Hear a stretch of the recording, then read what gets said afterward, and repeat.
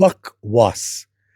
ये अंत में जाकर जैसा कि अफगानिस्तान में अपने पूंछ को पैर के भीतर लगाकर भागे वहां अफगानिस्तान से, वैसा ही अमेरिका ईरान से भागने वाला है। अनकंडीशनल सरेंडर तो ट्रंप को करना पड़ेगा, नेतन्याहू को करना पड़ेगा।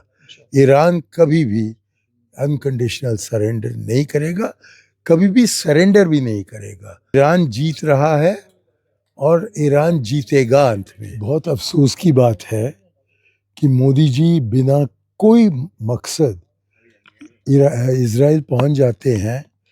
48 घंटे उनके पहुंचने के पश्चात ये हमला होता है, ये कत्ल होता है, और हमें क्या मिला है उसमें से।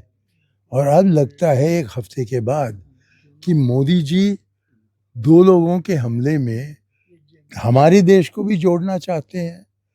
क्योंकि गजब की बात है कि इनके जो सर्वोत्तम राहुबर है उन सर्वोत्तम राहुबर है, उनके इंतकाल पर न तो हमारे राष्ट्रपति ने कुछ कहा है, न तो हमारे प्रधानमंत्री ने कुछ कहा है, न तो हमारे विदेश मंत्री ने कुछ कहा है। और क्योंकि आवाम की तरफ से दबाव लगा था, उन्होंने एक सरकारी नौकर, विक्रम मिश्री को मैं बहुत अच्छा जानता हूँ, बड़े नेक व्यक्ति हैं, लेकिन एक फॉरेन सेक्रेटरी को भेजकर जो अपमान हो रहा था ईरान का, वो मेरे ख्याल में दुगुना हो गया इस व्यक्ति को भेजने से। लेकिन सर, ट्रंप कह रहे हैं कि ईरान को अनकंडीशनली सरेंडर करना हो तभी जंग रुक पाएगी। क्या कहा? अनकंडीशनली सरेंडर करना हुआ ईरान को। बकवास, बकवास।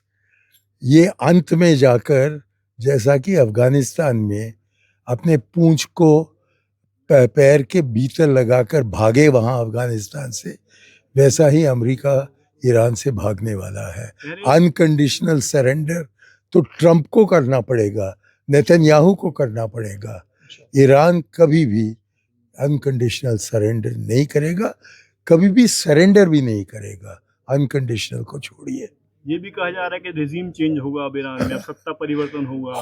हुआ क्योंकि उन्होंने तो न केवल आयतुल्लाह साहब, लेकिन उनके 40 तो सबसे करीब के एडवाइजर्स थे, सलाहकार थे, उन सब को ख़त्म कर दिया। और उसके बावजूद कोई दिक्कत नहीं है, सब लोग आ रहे हैं अपने अपने स्थान में और जंग जीत रही है ईरान। तो क्या लग रहा है आगे जंग में किसका पलड़ा भारी लग रहा है आपको? मैं बता रहा हूँ, मैंने बता दिया है कि ईरान जीत रहा है और ईरान जीतेगा अंत में।